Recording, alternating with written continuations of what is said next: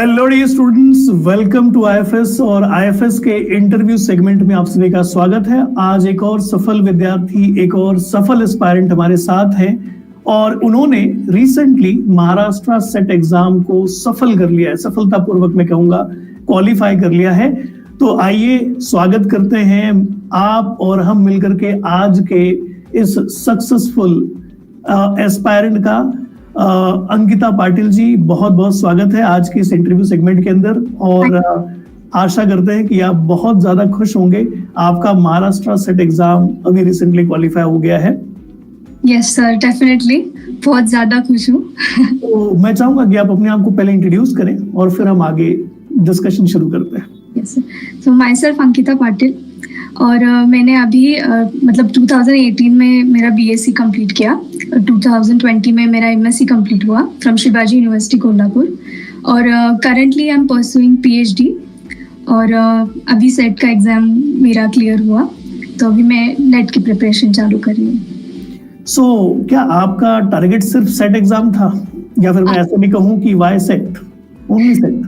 नहीं सर, मतलब सेट तो मतलब सिर्फ स्टार्ट ही है, शुरुआत ही है। तो मेरे माइंड में ऐसा था कि चलो पहले सेट क्रैक कर लेते हैं, बाद में फिर नेट का देख लेंगे। तो अभी मैं बहुत कॉन्फिडेंट हूँ एक्चुअली कि मेरा सेट क्रैक हुआ, तो if I can do this why not that. So मैं नेट की भी प्रिपरेशन चालू करी। चलो बहुत बढ़िया। हमेशा होता यही है कि हमें छोटी छोटी सीढ़ियां चढ़नी होती हैं और छोटी छोटी सीढ़ियां चढ़ते हुए कब हम उस मुकाम पर पहुंच जाते हैं जहां हमारी पहुंचने की इच्छा रही होगी। और जाहिर सी बात है, कोई ऐसा एग्जाम क्वालिफाई हो जाना जिसके लिए भी बहुत सारी प्रिपरेशन करनी पड़ती है और उसके बाद डेफिनेटली फिर लगेगा कि हाँ, अगर ये हो सकता है तो सीएसआर जैसे एग्जाम भी आराम से सफल किए जा सकते हैं अगर प्रिपरेशन ठीक से की जाए तो। तो अब हम बढ़ते हैं अगले सवाल की तरफ। अगला सवाल मेरा है कि व्हाई आईएफएस? जब आपने प्रिपरेशन की, डेफिनेटली आपने काफी समय दिया, काफी एफर्ट्स लिए, प्रिपरेशन के और कई सारे अलग अलग साधन हैं, सोर्सेस हैं। आईएफएस को सिलेक्ट करने का कोई स्पेसिफिक रीजन? एक्चुअली मैं ऐसे स्पेसिफिक क्लासेस कोई देख नहीं रही थी, लेकिन I used to go through YouTube a lot कि कौन से वीडियोस है, कहाँ से मुझे इंफॉर्मेशन मिल रही है। So two of my friends recommended actually IFS. मैंने स्टार्टिंग में क्रैश कोर्स ज्वाइन किया, मुझे बहुत पसंद आया। मतलब आप आईएफएस में बेसिक से सब क्लियर किया जाता है, तो that is what I liked the most about IFS.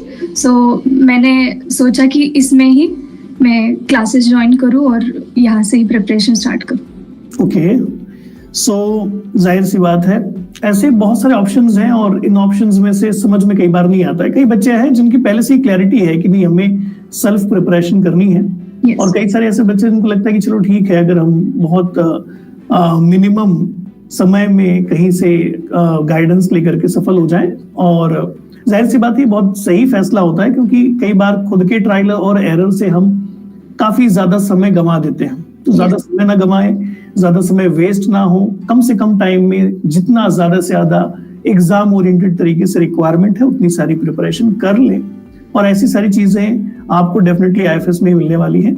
सो अब हम बढ़ते हैं आगे अगले सवाल की तरफ। तो मैं चाहूंगा कि आप अपने इस सफलता का जो श्रेय है, क्रेडिट है, वो किसे देना चाहेंगे? क्योंकि जाहिर सी बात है, कोई भी एस्पायरेंट अगर किसी भी एग्जाम की तैयारी कर रहा है तो वो ऐसे नहीं कर रहा, उसके पीछे बहुत बड़ा सपोर्ट होता है माता पिता का, भाई बहन का, फ्रेंड्स का, कई सारे कॉलेज टीचर्स का और बहुत सारे लोगों का। Yes. आपकी सफलता के पीछे ऐसा कोई व्यक्ति? सर डेफिनेटली माय फैमिली, उन्होंने बहुत ज़्यादा सपोर्ट किया है मुझे। और my in-laws, my parents, my husband, all have been very supporting to me. Like they have supported me a lot throughout this journey. और मतलब जो भी है तुझे करना है ना तो कर, जो भी है तेरा 100% दे, लेकिन जस्ट डोंट टर्न अराउंड। जो करना है वो करो। और डेफिनेटली मैं टीचर्स को भी देना चाहूँगी क्रेडिट, क्योंकि विदाउट देम ये तो कुछ पॉसिबल ही नहीं था। आईएफएस के टीचर, यूनिवर्सिटी के टीचर्स, उन्होंने सिखाया, इसीलिए मैं ये कर पाई। So definitely would like to credit them. So देखिए भाई, किसी भी सफल व्यक्ति के पीछे है ना कोई एक ही व्यक्ति हो जरूरी थोड़ी है। घर से शुरुआत होती है, क्योंकि मोटिवेशन तो वहीं से आता है।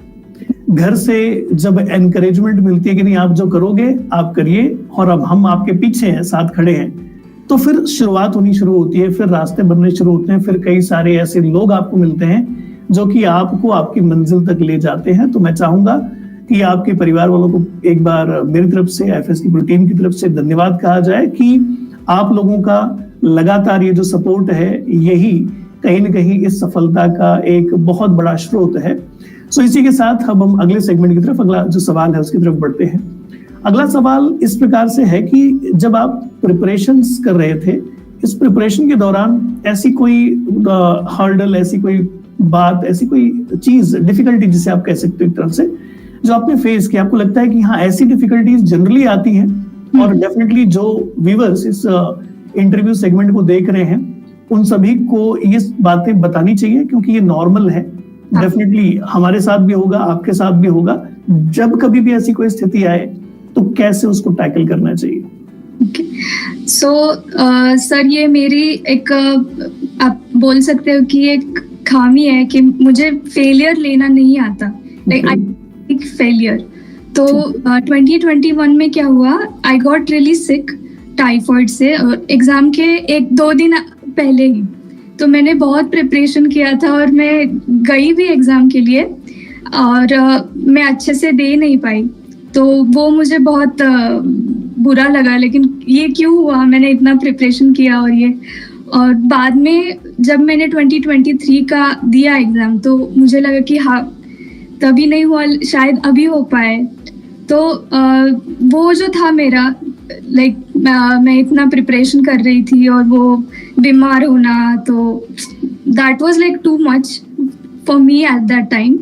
और फिर भी मैंने वो जो मेरी प्रॉब्लम है उसको बाजू में रख के, फेलियर को ज़्यादा मन पे ना लेके मैंने करा फिर से प्रिपरेशन। सो ऐसे हर्डल्स आते हैं। और लाइफ साइंस की स्टूडेंट हूँ, जू की स्टूडेंट हूँ, तो बॉटनी का कुछ आता नहीं था। तो बहुत ज़्यादा वो समझने में भी मुझे बहुत टाइम लगा। और थैंक यू सर, आप बहुत अच्छा बॉटनी पढ़ाते हो। मतलब आपके क्लासेस मैंने फॉलो करे और जितना भी कुछ आता है वो आपके वजह से मैं बोलना चाहूँगी।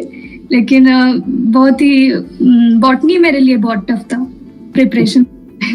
सो सबसे पहले तो थैंक यू। और उसके बाद फिर इस प्रकार की स्थितियां बनती हैं, जैसे कि आपने कहा कि फेलियर। मैं हमेशा कहता हूं कि failure is a part of journey of success. अगर आप किसी जर्नी पर हो जो कि जाहिर सी बात है सफलता पर समाप्त होगी, लेकिन बीच में कई बार फेलियर्स भी आएंगे, है ना। मतलब एक चीज तय है कि आपने प्रिपरेशन करना शुरू किया, आपने किसी मंजिल को पाने के लिए कोशिश करनी शुरू की, मिलेगा ये बात तय है, लेकिन एक ही बार में मिल जाए जरूरी नहीं है। तो failure is just part of that entire journey. अगर ये आ रहा है तो उसको भी वैसे ही एक्सेप्ट करें जैसे कि आप सक्सेस को एंजॉय करेंगे, सेलिब्रेट करेंगे और एक्सेप्ट करेंगे। क्योंकि कहीं ना कहीं कोई भी फेलियर आपका कभी नुकसान नहीं कराएगा, वो कहीं ना कहीं आपको कुछ न कुछ ऐसा सिखा करके जाएगा जो कि फ्यूचर में आने वाले इस प्रकार की सारी परिस्थितियों में आपको बहुत सारे काम आ जाने वाले हैं। So yes, failure is just part of this journey, it is not the entire life. ये छोटा सा हिस्सा है, छोटा सा फेज है, इसे ओवरकम करना होता है और हमेशा इसको ओवरकम करके जो आगे बढ़ा है वो सफल भी हुआ है। और आपके सामने हमारे एग्जाम्पल भी आप देख सकते हैं, अंकिता। और मैं चाहूंगा कि अब हम उन चीजों पर आए जो कि अगेन एक बहुत इंपॉर्टेंट टिप्स हो जाते हैं उन एस्पायरेंट्स के लिए जो इस एग्जाम की तैयारी कर रहे हैं या इस प्रकार के किसी भी एग्जाम की तैयारी कर रहे हैं। तो मैं चाहूंगा कि आपने प्रिपरेशन जो की उस दौरान ऐसी क्या क्या चीजों का ध्यान रखा, क्या क्या चीजें आपने खुद फॉलो की, क्या रूटीन रखा और क्या तरीका, क्या स्ट्रेटेजी रखी कंप्लीट प्रिपरेशन के दौरान, जिसका रिजल्ट आज हम यहाँ पर देख रहे हैं। तो सर मैंने पहले तो क्लासेस बहुत अच्छे से अटेंड किए, बाद में मैंने खुद के नोट्स जो होते हैं सेल्फ नोट्स वो मैंने निकाले हर चैप्टर पर। और वो भी आप क्वेश्चंस भी आते हैं तो प्रीवियस ईयर क्वेश्चन जो भी क्वेश्चन बुक था तो वो भी मैंने सॉल्व किया। और I used to study for 5 to 6 hours a day। Okay. और इतना मतलब मुझे लगता था कि ये बहुत हो जाएगा मेरे लिए, लेकिन जब मैंने स्टार्ट किया तब इट वाज मतलब वो सभी मुझे आने लगा, क्योंकि मैंने क्लासेस पहले अटेंड किए थे। नोट्स निकालते वक्त मुझे वो सब अपने आप समझने लग रहा था कि हाँ ये तो मुझे आता है, ये तो मुझे आता है। और जब भी एग्जाम में गई, क्वेश्चन पेपर देखा, तभी मुझे it was all coming to me. मतलब मुझे सब पता चल रहा था कि हाँ ये तो मैंने पढ़ा है, ये तो मैंने पढ़ा है। So it was like very nice feeling for me. And ऐसे ही प्रिपरेशन करा। मतलब अगर आपको इतनी टफ एग्जाम क्लियर करनी है तो इतना प्रिपरेशन तो करना ही पड़ता है, लाइक इतना टाइम तो देना ही पड़ता है। जी। तो मेरे हिसाब से ना, सफलता तब तक ही आपसे दूर है, मंजिल तब तक ही आपसे दूर है जब तक आप शुरुआत नहीं करते। yes. जिस दिन आप शुरुआत कर दोगे ना, उस दिन हर चीज आपको समझ में आने लगेगी, आपके सामने एकदम आसानी से हो जाएगी, सामने आ जाएगी।